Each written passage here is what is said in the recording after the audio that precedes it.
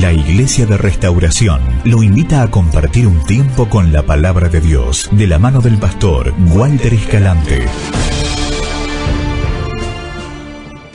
Y quiero algunas cosas para charlar con usted. Desde hace 3 reuniones, 2 semanas, una semana y un poco más, 10 días, que el Señor me está hablando, me está llevando a un pasaje en forma básica, que es el cual estamos hablando, tanto el miércoles como el sábado pasado, respecto de la vida de Elías, en el momento en que él se esconde, cuando él se aleja de la voluntad de Dios y primero se va hacia el desierto por tomar malas decisiones, y después, lo último donde terminamos el día miércoles, fue encerrado en una cueva, alejándose también del propósito, con las consecuencias que eso trae para su vida y para quienes lo rodean, para su entorno.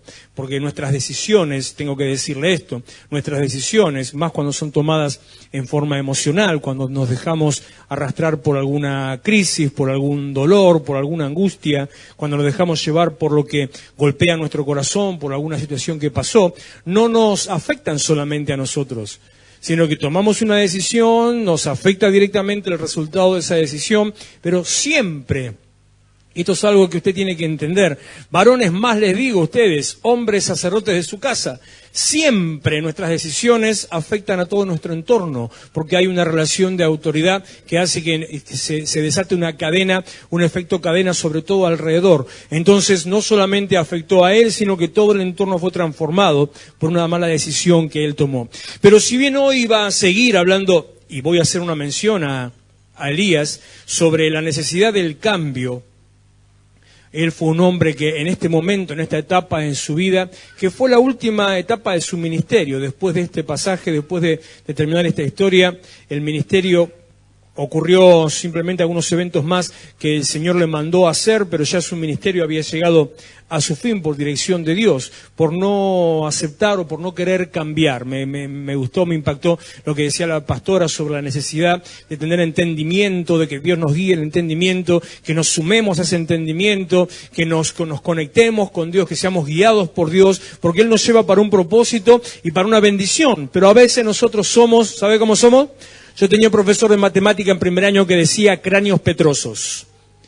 Eso quiere decir cráneos petrificados, ya como si fueran de las momias que andan por Egipto. Somos tercos, cabezones, cabezaduras, y no queremos cambiar, queremos seguir las cosas a nuestra manera. Eso trae también consecuencias. Y ayer y esta mañana me pasó algo, te va a decir que tiene que ver, y le voy a contar una pequeña historia, pequeñita. Ustedes ya saben que yo tengo un perro al que amo, ¿no? Ya lo saben. No tiene que ver con mi perro. Que tengo otro perro también que todavía lo estoy mirando a ver si lo quiero o no lo quiero. Hasta ahora no tuvimos ningún tipo de relación. Estamos ahí. Pero aparte de esos 2 perros en mi casa, al lado de mi casa hay otro perro. Al lado de mi casa hay otro perro. Una mezcla, al final no sabemos qué, ¿no más? Bueno, una cosa es. Sí, primero parecía un caniche, después parecía un maltés, ahora parece un shih tzu. Vayan a saber lo que es el perro de al lado de casa. Muy parecido al mío, al mayor, solo que blanco, totalmente blanco. Hermoso, cariñoso, afectuoso, comprador, querendón, como se decía antes. Cuando yo saco el auto de casa, inmediatamente viene corriendo, se para en la reja para que lo acaricie. Cuando me voy o cuando vuelvo para casa, se corre directa otra vez ahí esperando. Cuando pasamos por la vereda, va corriendo, saltando a lo largo de toda su casa para que cualquiera de nosotros, mis hijas más que andan cuando vamos a la mañana a la escuela, se tira ahí, le llora para que lo acaricien. Un tipo que es una joya. Eso que te hace querer, ¿no? El otro no lo quiero, el otro no hace eso.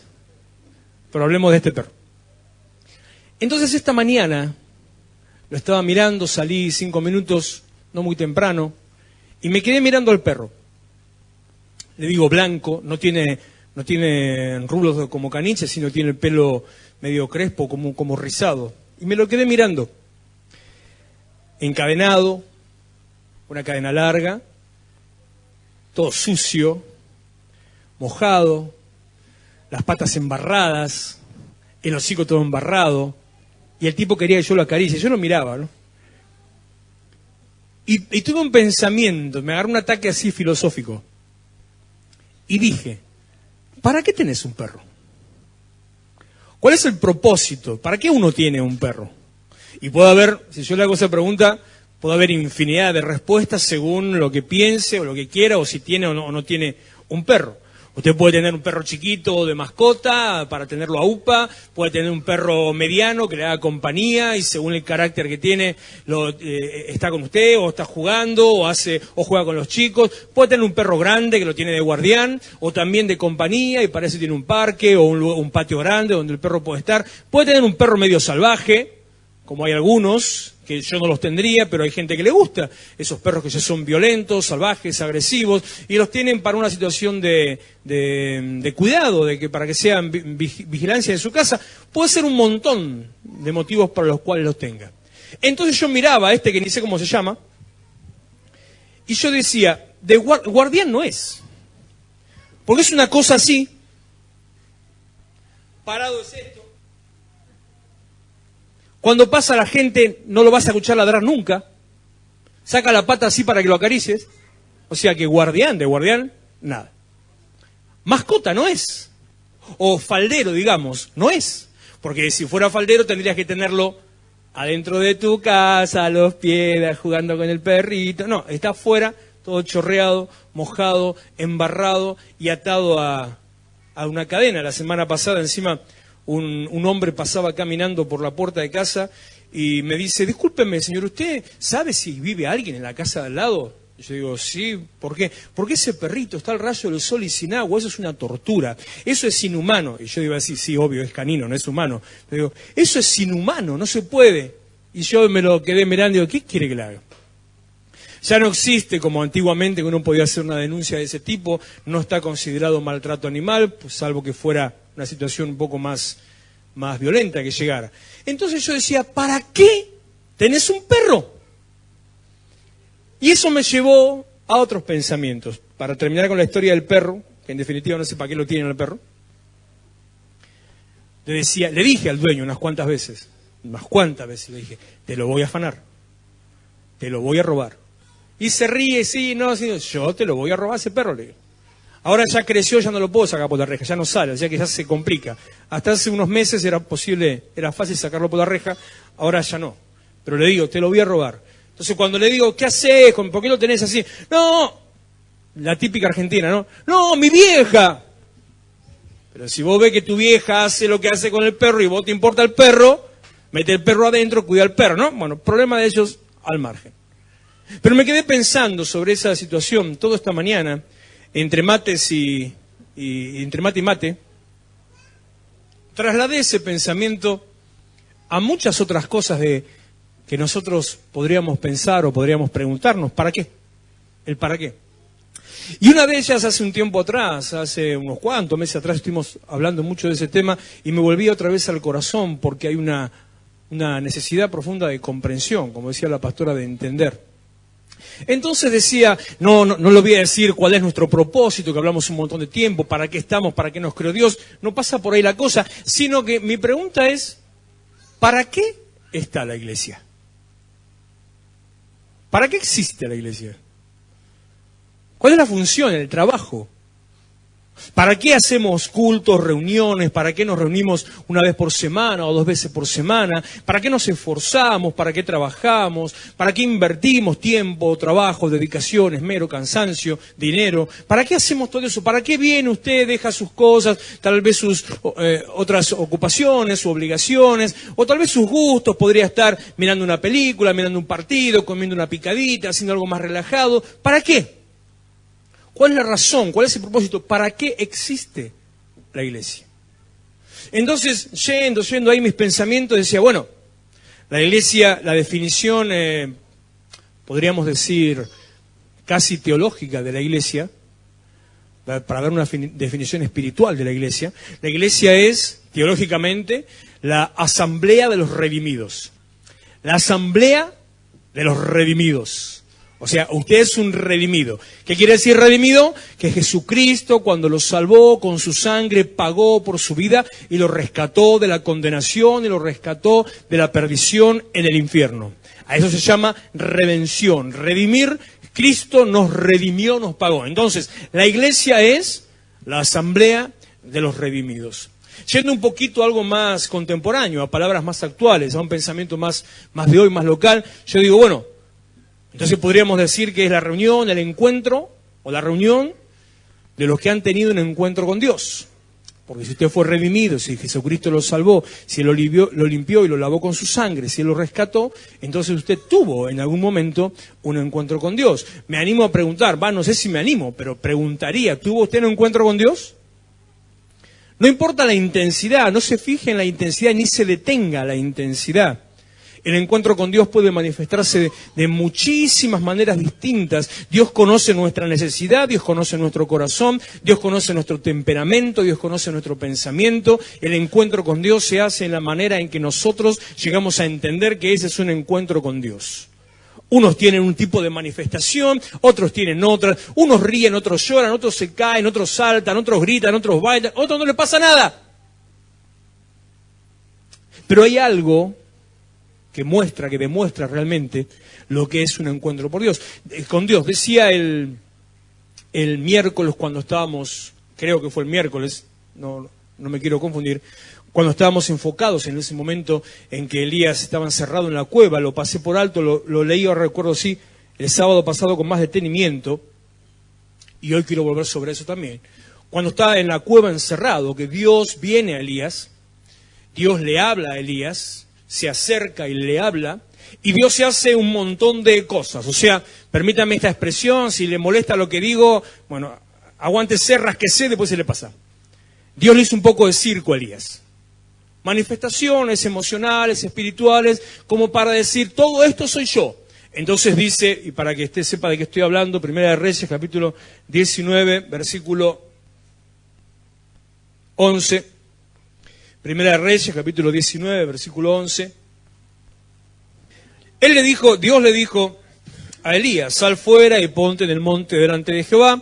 Y he aquí Jehová que pasaba, y un grande y poderoso viento que rompía los montes y quebraba las peñas delante de Jehová. Manifestación del poder de Dios. Un terremoto que usted ve, Dios pasa y usted siente todo eso y le agarra todo el temblor. Manifestación de la presencia de Dios. Pero dice, hacia la mitad, pero Jehová no estaba en el viento. Y tras el viento, un terremoto, pero Jehová no estaba en el terremoto. Y tras el terremoto, un fuego, pero Jehová no estaba en el fuego. Y tras el fuego, un silbo apacible y delicado. Y ahí es donde el Señor lo vuelve a hablar y Elías sale de su cueva, sale del encierro, cuando reconoce, un tipo inteligente, un tipo que tenía revelación, que conocía a Dios. Él sabía que todo el circo previo no era Dios, sino que era manifestación, una consecuencia, un impacto de lo que sucede cuando Dios está, pero que no era Dios. Cuando nosotros cometemos el error de detenernos, hoy hablamos eso con la pastora por otras situaciones que tienen más que ver con la prédica, con el predicador, no con la persona en sí. Recordábamos a una persona, ¿lo digo? Sí lo digo, ¿no? ¿Sí lo digo? ¿Sí o no? Sí, dijo que sí. Recordábamos una persona que estuvo predicando en la iglesia hace un tiempo y todo el tiempo decía, ustedes me hacen remar en dulce de leche. ¿Recuerda alguno eso? ¿Recuerda esa situación? Que algunos le pusieron de sobrenombre a ese pastor, le pusieron el pastor dulce de leche. Por esa situación. 2 veces vino a predicar, 2 veces pasó lo mismo, entonces dije, no lo voy a hacer sufrir más a este hombre, no lo invito más porque sufre. Este hombre viene acá, predica y sufre. Ahora, ¿sabe por qué sufre? Yo algunos ya se los conté, ya la mayoría ya lo sabe, pero yo le voy a contar una en general para que usted sepa. El pobre hombre sufre porque él grita, hace un espamento, tiene una palabra, da una revelación y espera un amén y usted está así.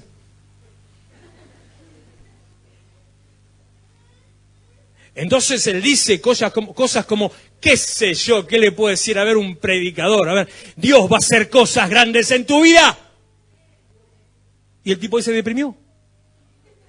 Y se fue. Porque en este tiempo de transformación para tu casa, para tu familia. Y se murió. Se cortó las venas con el micrófono en ese momento. Porque espera circo, grito, salto, chiflido, palmas. por lo que usted está diciendo que Dios va a hacer, que no está mal hacerlo. No está mal hacerlo. Pero como usted está acostumbrado a estar más tranqui, son más peligrosos. Le voy a contar otro secreto. Le voy a contar un secreto. Años de ministerio, 25 años de ministerio predicando, me permite contarle un pequeño secreto. Es mucho más difícil predicarle a un pueblo así. Es muchísimo más fácil predicarle a uno que salta, grita, chifla y patalea. ¿Sabe por qué? Porque el que salta, grita, chifla y patalea no escucha. Entonces lo que usted diga se lo cree. Un amigo mío una vez dijo, ¡y Jesús se bajó de la cruz! Y todo el mundo se puso a los gritos diciendo, ¡amén! Y este lo hizo a propósito. Dijo así. Y Jesús se bajó de la cruz, dijo. La gente no escucha cuando está esperando la... En cambio, cuando está así quieto, sereno, tranquilo, escucha. También juzga, también critica, también cuestiona. No importa, vaya a la palabra, vea, y sobre todas las cosas, un detalle que es el que a mí más me importa, dedíquese a ver el fruto, el resultado, o sea, la transformación. De eso es lo que quiero hablar. ¿Qué es lo que pasa en su vida a través de recibir la palabra y el impacto de lo que hace Dios, o en el tiempo de Dios, o en la presencia de Dios? Entonces no se detenga, no se enganche en esperar transformaciones, pero usted tuvo en algún momento un encuentro con Dios. Entonces podríamos decir que la iglesia es, el propósito de la iglesia, la función de la iglesia es que se encuentre con Dios. ¿Sí? ¿Está conmigo?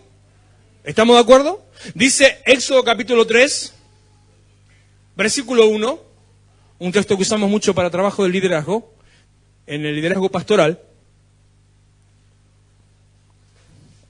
Habla de la función de Moisés como pastor, por el legado que Dios le dio y lo que él hizo, dividido en 4 áreas, en 4 puntos, el trabajo que él tenía. El último punto dice, se lo leo todo, apacentando Moisés las ovejas de Jetro, su suegro, sacerdote de Madián, llevó las ovejas a través del desierto. Hablamos algo del desierto el día miércoles. Y llegó hasta Horeb, monte de Dios. Entonces, ¿cuál es la función de la iglesia? ¿Cuál es la función del pastor, el trabajo del pastor? Moisés como pastor de esas ovejas, como pastor de un pueblo, luego después a través del desierto guiando a Israel. La función era llevarlos al monte de Dios, a la presencia de Dios. Cuando habían cruzado ya el Mar Rojo, cuando ya estaban camino a la tierra prometida, a lo largo del desierto, la función de Moisés era guiar a todo Israel, 70.000 tipos, mirá que hay que guiar 70.000 tipos. 70.000 tipos tenía que guiarlos a través del desierto hacia, ya no al monte Horeb, sino que los iba a guiar en esta situación hacia la tierra prometida, luego que tenían que cruzar el río Jordán, el último momento al cual él ni siquiera llegó a conocer, no tuvo esa experiencia porque murió en el monte Nebo, solo para que tenga un poquito de historia bíblica, de historia de la vida de Moisés. Entonces decimos, la función de la iglesia, el propósito de la iglesia es que usted tenga un encuentro con Dios. ¿Sí está conmigo? ¿Sí o no? Deuteronomio capítulo, ¿dónde estás? 1, versículo 6, o podría decirle mejor así, empezar la frase al revés y decirle, pero, esas son esas palabras de la Biblia que son muy confrontativas, pero, todo, nada, con, sin. Pero, mire lo que dice Deuteronomio 1:6. Jehová nuestro Dios nos habló en Horeb, hacia donde Moisés llevó al pueblo, hacia donde Moisés llevó a las ovejas. Su trabajo era llevarlas ¿hacia dónde? Al monte Horeb. Y ahí llegaron al monte Horeb y se quedaron en el monte Horeb, hicieron chipa en el monte Horeb. Y Dios les habla en el monte Horeb y les dice, han estado bastante tiempo en este monte. Ya me tienen aburrido de estar al pie del monte. Basta de estar en este monte. Demasiado tiempo solamente pensando que tenían que estar en este monte. Señores, no los saqué de Egipto, le dice Dios a Israel, para que estén al pie del monte. Los saqué de Egipto para que vengan al monte, adoren. Todo eso que explicó la pastora estuvo espectacular. Todo eso. Usted venga al monte, adore, y cuando desciende del monte, ponga en función el resultado de su presencia con Dios, que es ser, y una vez bajado del monte, entonces llevar a otros, hablar a otros, contar a otros, qué es lo que pasa cuando usted llega a ese monte. En esta semana tuve conversaciones con 2 o 3 personas jóvenes sobre cosas parecidas que tenían que ver, hablando de encuentro con Dios. Y a uno le digo, ¿y qué te pasó? Inconverso, nunca en una iglesia. ¿Y qué te pasó? No tengo idea, no sé qué me pasó. Pero de golpe parecía que estaba en el aire, de golpe no sentía los pies, me dicen, me he olvidado de eso. No sentía los pies, empecé a temblar, me agarró angustia y paz al mismo tiempo. ¿Cómo se puede tener angustia y paz al mismo tiempo? ¿Usted me lo explica? Así se hace, eso es lo que Dios hace. Angustia por convicción de pecado y paz por el perdón que Él hace al mismo tiempo. Todo junto, todo junto. Angustia y paz. Y de golpe se desplomó, se despatarró en el piso, porque Dios lo quiso así, no porque eso tuviera que pasar. Entonces, el propósito de la iglesia no es estar en el monte, el propósito de la iglesia es acercarse al monte y estando en el monte, salir a un propósito mayor. Yo podría decir, como para definir un cachito, que más que estar, el propósito, la función de la iglesia es la de transformar. Que pensando ahí sí un poco en Elías, en el versículo que leímos antes, él llega, vamos a volver a ese pasaje, el versículo 11 de Primera de Reyes 19, no, al 9, Primera de Reyes 19, 9. Y así se metió en una cueva donde pasó la noche y vino a él palabra de Jehová, el cual le dijo, ¿qué haces aquí, Elías? Él respondió, he sentido un vivo celo por Jehová, Dios de los ejércitos, porque los hijos de Israel han dejado tu pacto, han derribado tus altares y han matado a espada a tus profetas, y solo yo he quedado y me buscan para quitarme la vida. Él le dijo, Dios le dijo, sal fuera, lo que leímos antes, ponte en el monte delante de Jehová. Y aquí Jehová que pasaba, y un grande y poderoso viento que rompía los montes y quebraba las peñas delante de Jehová. Pero Jehová no estaba en el viento, y tras el viento un terremoto, pero Jehová no estaba en el terremoto, y tras el terremoto un fuego. Pero Jehová no estaba en el fuego, tras el fuego un silbo apacible y delicado. Cuando lo oyó Elías, cubrió su rostro con su manto, lo que le explicaba antes, diciendo que él conocía realmente a Dios, y sabía que Dios no era el circo, sino que era esa suavidad, esa dulzura, ese pequeño silbido. Cuando lo oyó Elías, verso 13, cubrió su rostro con su manto en señal de respeto, de honra delante de Dios, y salió y se puso a la puerta de la cueva, y aquí vino a él una voz diciendo, otra vez, como en el versículo 9, por segunda vez Dios le dice, ¿qué haces aquí, Elías? Le está diciendo, Dios le dice a Elías, al que había matado a los 800 profetas, aquel que se había escapado tomando malas decisiones, aquel que había ido a caminar por el desierto 40 días, aquel que en un momento dijo, ya quiero que me quiten la vida, estoy deseando morirme. Dios lo alimentó, Dios lo fortaleció, Dios lo levantó. El tipo se mete en una cueva y Dios le dice, ¿qué haces acá? Con lo que Dios hizo en tu vida, con lo que hiciste vos en nombre de Dios, ¿qué haces acá? Eso es algo que a mí me habla Dios permanentemente y que a usted le tiene que hablar cada vez que usted se mete en su propia cueva. Usted elige la cueva que más le guste, pero usted se mete en su propia cueva. La adornamos, la pintamos, la acolchonamos, le ponemos aire acondicionado, le ponemos Play 4, ponemos Netflix, ponemos cueva de lo más lindo que usted quiera, pero nos metemos adentro de la cueva. Pero Dios dice, el propósito, ni siquiera estar en el monte, tampoco están en una cueva. No, porque deseo morirme, porque todos buscan mi mal. Y yo se lo voy a decir con mis palabras. Lo que Dios le dijo a Elías, con mis palabras le voy a decir. Déjate de mariconear. Nadie busca tu mal. No, porque todos te han dejado. Elías se copia de Adán y ya se pone él en víctima y en defensor de Dios. Le dice, todos te han dejado, solo yo he quedado. Y Él es el Mesías, Él es el héroe, Él es el Salvador, y me buscan para quitarme la vida. Elías no es así. Me adelanto un poquito a la historia para decirle, hay otros 700, le dice Dios, escúcheme, 700. Él dice, solo yo he quedado. Y Dios le dice, hay otros 700 que no han doblado sus rodillas, que están en la misma condición que vos. Vos te creés el único, vos te creés especial y sos apenas 1 entre 700. Escúcheme, 1 entre 700 es apenas un cachitito más que el 1 por 1000. O sea, nada. Y sin embargo, él se creía especial, se creía víctima, se creía el único. Cuando usted se niega a cambiar, se pone de enfrente de una confrontación de Dios, donde Dios, luego de venir 1 y 2 y 3 veces, Dios termina sacándolo del propósito y poniendo a otro en su lugar. Estábamos en el 13, ¿verdad?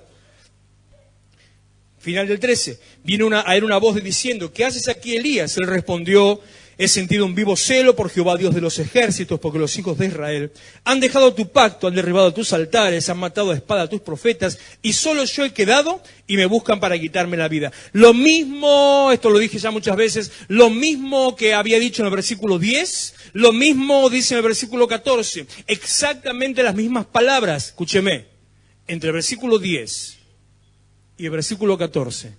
¿Sabe qué hay? Aparte de 3 versículos, ¿no? Entre el versículo 10 y entre el versículo 14 estuvo la manifestación de Dios.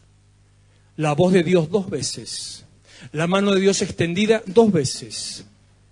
Y la presencia de Dios. Elías fue confrontado con la manifestación de Dios, el toque de Dios, la palabra de Dios, la presencia de Dios, la preocupación de Dios ante la pregunta, y sin embargo el tipo siguió igual. El propósito de la iglesia no es llevar al monte. El propósito, o mejor dicho, no termina en el monte. El propósito de la iglesia no es que usted se encuentre con Dios. El propósito de la iglesia es ¿qué hace usted después de que se encontró con Dios? Iglesia quiere decir, otra definición le voy a dar un poquito más moderna, ya proviene del Nuevo Testamento. Se dice teológicamente también, yo sé que aburre mucho los conceptos teológicos, pero viene bien en este caso. Iglesia es la reunión, la reunión de los convocados a salir. Ya hace tanto que no la decía, no me acordaba. Reunión de los convocados a salir. Vienen, comparten, se encuentran, se llenan y salen. El propósito de la iglesia es qué hace usted una vez que se encuentra. Todas las personas en la Biblia que tuvieron un encuentro con Dios fueron transformados. No hay una persona en la Biblia, salvo aquellos que, encontrándose con Dios, se dieron la vuelta y se fueron. Pero todas las personas que tuvieron un encuentro y quedaron con Él fueron transformados. Mire, Noé, ¿de cuándo le estoy hablando? Noé, hace mucho, era un tipo común y corriente. Andaba con su familia, él tendría sus animalitos, tendría sus cabritas, tendría, no sé si sembraba algo o no sé.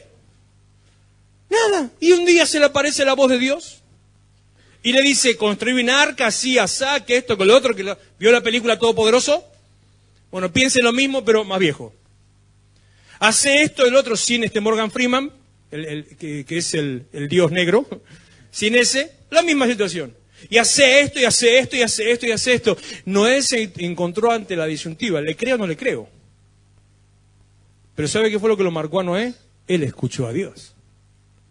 No importa lo que los demás dijeran, él lo sintió, a él le habló, él lo palpó, él lo conoció, tuvo un encuentro con Dios. Noé pasó de ser un tipo común y corriente a un soñador constructor de barcos en el desierto. Tenés que estar muy loco, ¿eh? Tenés que estar muy loco. Yo no sé todavía por qué. La Biblia habla como padre de la fe a Abraham y no a Noé. Porque Abraham salió sin saber a dónde, fue guiado por Dios en todo, a la tierra que no sabía. Pero ¿y Noé? Construyó un barco en el desierto. Eso quiere decir, ¿dónde hay agua, Dios? No hay. Para allá no hay, para allá no hay, para allá no hay, para allá no hay. Y entonces Dios, va a llover. Nunca llovió, Dios. ¿Qué es lluvia? Va a caer agua de arriba. Nunca pasó, nunca había llovido. Lea Génesis 6. Nunca había llovido sobre la tierra. ¿Y qué va a pasar? Me voy a mojar, Dios. No existen los paraguas todavía. El 25 de mayo no lo tenían ahí los paragüitas. Y empezó a llover, 40 días, 40 noches, se inundó todo, y el barco que estaba en el desierto, clavado sobre la arena, empezó a flotar porque le creyó a Dios. Ese tipo de verdad estaba loco. Pero hablando del mismo Abraham, el mismo Abraham, Génesis capítulo 17, versículo 5, mire lo que dice.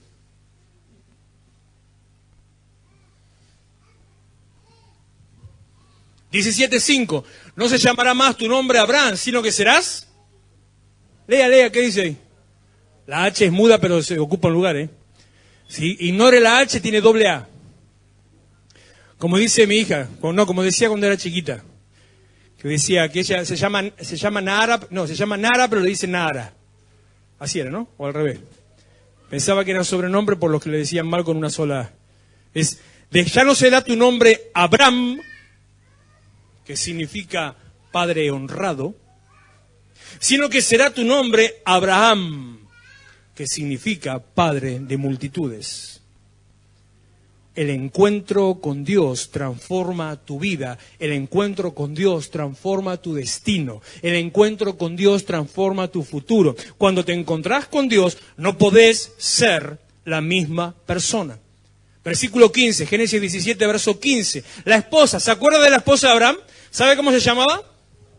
¿No vio la novela? ¿Cómo se llamaba? De acá la dijo. No, el Sadaí, que es el coso de la música. Dijo Dios también a Abraham, a Sarai tu mujer, lo que dijo Guillermo, no sé si alguno más lo dijo porque no escuché, a Sarai tu mujer no la llamarás Sarai, mas Sara será su nombre. Un encuentro con Dios, eso fue luego del encuentro con el ángel que le anunció que iba a quedar embarazada, que iba a tener un hijo. El encuentro con Dios transforma tu vida. El encuentro con Dios cambia tu realidad, cambia tu posición y tu condición. ¿Sabe qué significa Sarai? Mi princesa. ¿Sabe qué significa Sara? Princesa. ¿Cuál es la diferencia? ¿Cuál es la diferencia? Sarai significa mi princesa. Sara significa princesa. ¿Cuál es la diferencia? La diferencia es el posesivo. Le dice Dios a Abraham, a tu mujer no le vas a decir más mi princesa. Le dice Dios a Abraham, a tu mujer no le vas a decir más mi princesa.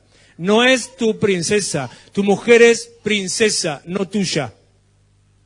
Un encuentro con Dios cambia tu realidad, un encuentro con Dios cambia tu posición, un encuentro con Dios cambia tu posición. Génesis, ya estoy medio perdido, capítulo 32, versículo 8. 28. Génesis 32, verso 28. Me faltaba el 12 ahí. El varón le dijo, no se dirá más tu nombre Jacob, sino Israel, porque has luchado con Dios y con los hombres y has vencido. ¿Sabe qué significa Jacob? Suplantador, engañador, político, lo mismo. ¿Sabe qué significa Israel? Príncipe de Dios, que se aplica diciendo el que pelea con Dios y venció. Príncipe de Dios. Un encuentro con Dios cambia tu realidad, de mentiroso a príncipe, de engañador a siervo de Dios. Un encuentro con Dios cambia tu futuro. ¿Uno más? ¿Dónde estamos? ¿Jueces o Josué o jueces? Capítulo 6, verso 32. Jueces 6, 32.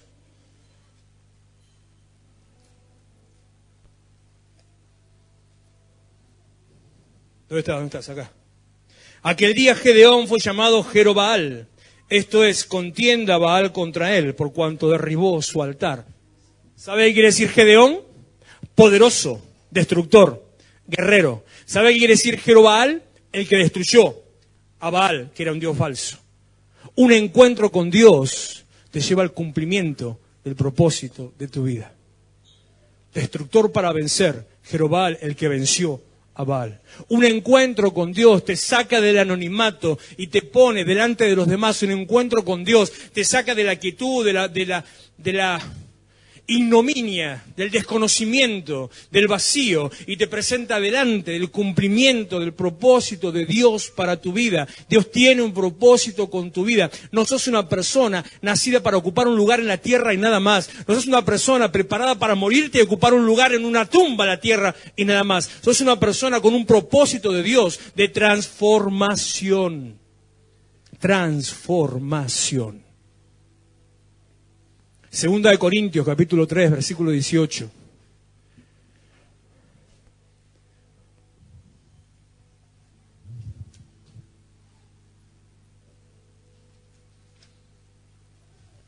Me salté dos Mire, fui misericordioso, le dejé a dos afuera. Dejé a Pedro afuera y a Josué afuera. Segunda de Corintios, capítulo 3, versículo 18. El propósito de la iglesia es transformar, cambiar. Y lo aplicamos así como dice Dios, que Él es espíritu, alma, que somos espíritu, alma y cuerpo, que Él es Padre, Hijo, Espíritu Santo. Del mismo modo, la transformación de Dios aplica a tres áreas en nuestra vida. Primero, en lo personal. ¿Cómo me gustaría que anoten esto, que tomen nota? Primero, transformación en lo personal. Por tanto, nosotros mirando a cada descubierta como en un espejo la gloria del Señor, ¿somos? Mire que usted está hablando en tiempo presente, ¿eh? Y está hablando en primera persona, como dijo la pastora también. Usted dice, te adoramos, te damos gloria, pero ¿lo hace? Somos transformados. Lo está diciendo, lo está declarando, ¿lo está creyendo? Somos transformados de gloria en gloria, en la misma imagen, como por el Espíritu de Dios. Eso de gloria en gloria, ¿sabe qué quiere decir? Todo lo que le dije al principio quiere decir. El encuentro con Dios no es para que usted se quede en el monte. El encuentro con Dios es para transformarse. Cada vez que usted se encuentra con Dios, algo nuevo va pasando en su vida. Alguna escama se va cayendo de su vida. Alguna venda se va rompiendo. Alguna atadura se está desatando, alguna cadena se rompe. Cada vez que usted se encuentra con Dios, va siendo transformado y va cambiando. Por eso lo dije antes, no importa el tipo de manifestación, si salta, llora, se ríe o nada. Lo que importa es qué pasa después. Porque si usted se salta la vida, se llora la vida, se ríe todo el día, se cae al piso, y cuando llega a su casa, eso que está pensando, ¿de qué sirvió? Pero, si simplemente adoró al Señor, y tal vez no pasó nada, y usted se piensa, y Dios a mí no me tocó. Dios no tiene un plan conmigo. Dios a mí no me quiere. A él sí, a ella sí. ¿Por qué a mí no? Alguien me dijo una vez, ¿por qué a mí Dios no me libera? Y porque no está endemoniado, viejo, ¿por qué te va a liberar? No, pero yo le cuento cosas que de verdad me preguntan. ¿Por qué a mí Dios no me libera? ¿Y por qué no te tiene que liberar? Es fácil. Y usted después de ese momento vuelve a su casa y empieza una transformación. Y piensa distinto, actúa distinto, se comporta distinto, mira distinto. ¿Será que tuvo un encuentro con Dios? Segundo lugar, como le dije antes, las decisiones afectan no solo a mí, sino a mi entorno, mi familia, todo el lugar en el que me muevo. Primero, transformación personal. Segunda, transformación familiar. Hechos capítulo 11, verso 14.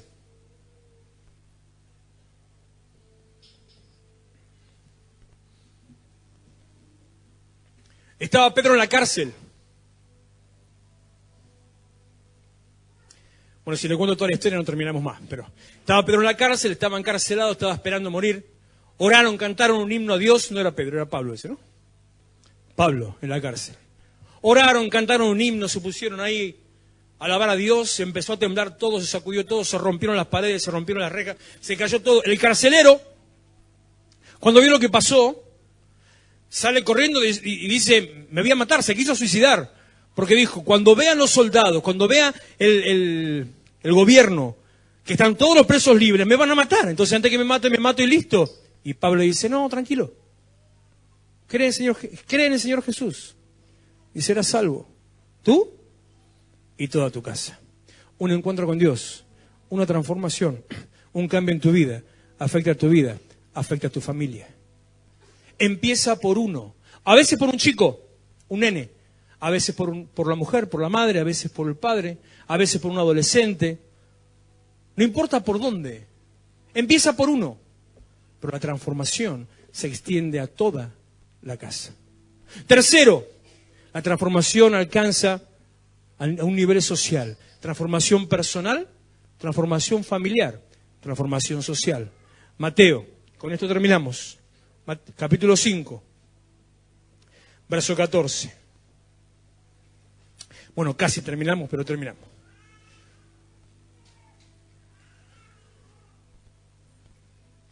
Espera que busco acá a ver si agrego un versículo.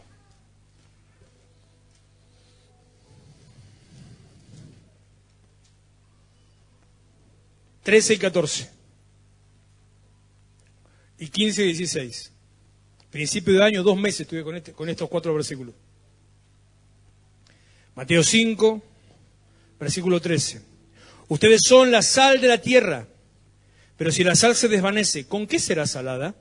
No sirve más para nada, sino para ser echada afuera y pisoteada por los hombres. Ustedes son la luz del mundo. Una ciudad asentada sobre un monte no se puede esconder. Ni se enciende una luz y se pone debajo de un almud, sino sobre el candelero y alumbra a todos los que están en la casa. Un encuentro con Dios afecta a toda tu casa. Así alumbra vuestra luz delante de todos los hombres, para que vean vuestras buenas obras y glorifiquen a vuestro Padre que está en los cielos. Un encuentro con Dios cambia tu realidad, cambia tu posición, cambia tu futuro, cambia tu familia, cambia tu sociedad. Un encuentro con Dios te lleva a transformar a aquellos que están a tu alrededor. Sí dijiste, amor, sí dijiste, para los que están viviendo en oscuridad, vean a través de tuyo. Sí, ¿viste que dijiste? No interesa cuando lo dijiste. Algo dijiste. Ella se copia todo lo que yo voy a decir y lo dice antes. Así es. Para que los demás vean a través de tu vida, del cambio, la transformación que hubo en tu vida, del testimonio, no de la tremenda sanidad, no del tremendo milagro. He visto cosas impresionantes en milagros de Dios y que no han permanecido porque recibieron lo que tenían, pero sí vidas transformadas. Que lo que hacías ya no lo haces, que lo que pensabas ya no lo pensás, que como te movías ya no te movés, sino que estás ordenado, bendecido, prosperado, transformado. Este año, ya estamos pisando noviembre, este año usted va a llegar a una posición distinta como empezó. Este año se separa de un lado y del otro, los que creen y adoran y los que no. Este año usted va a estar puesto por encima para luz y testimonio de los que están en oscuridad, incluso para creyentes. No lo estoy diciendo solo para el mundo, para los que no lo conocen a Él, sino también para creyentes, para que vean lo que Dios hizo en su vida, a través de su vida, solo por haber creído, por haberse permitido ser transformado, y van a querer seguir su mismo camino. ¿Qué pasó con Elías? Por eso dije, casi termino, un casito más, y ya está. Primera Reyes 19, versículos 17 y 18.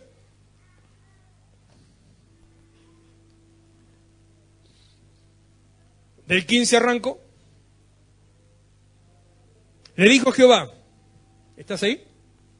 Gracias. Ve, vuélvete por tu camino, por el desierto de Damasco.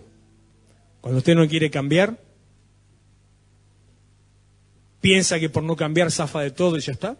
Cuando usted no quiere cambiar, tiene que volver por el mismo lugar al que se fue. Tiene que hacer lo mismo que hubiera hecho, solo que sin la bendición y la compañía de Dios. Cuando usted no quiere cambiar, tiene que volver a transitar por el desierto.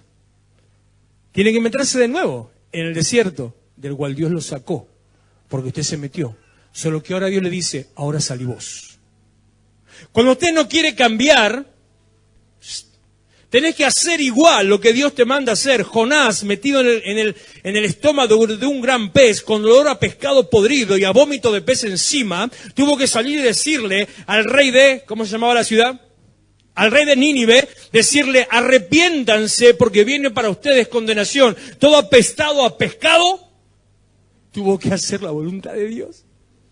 Cuando usted no quiere cambiar, igual tiene que hacer lo que Dios le manda hacer. Ungir al rey de Siria. Y sigo, ya termino. Son 2 o 3 versículos hasta el final de acá. A Jehú, hijo de Nimsi, ungirás por rey sobre Israel. Y a Eliseo, hijo de Safat, y a Eliseo, hijo de Safat, de Abel Mejola, ungirás para que sea profeta en tu lugar. Y mire, me equivoqué. Yo le dije antes que era apenas un poquito arriba del 1 por 1000, que había 700 más que no habían doblado sus rodillas. Me equivoqué. Ya ando ocultando información del INDEC. Mire. Verso 17.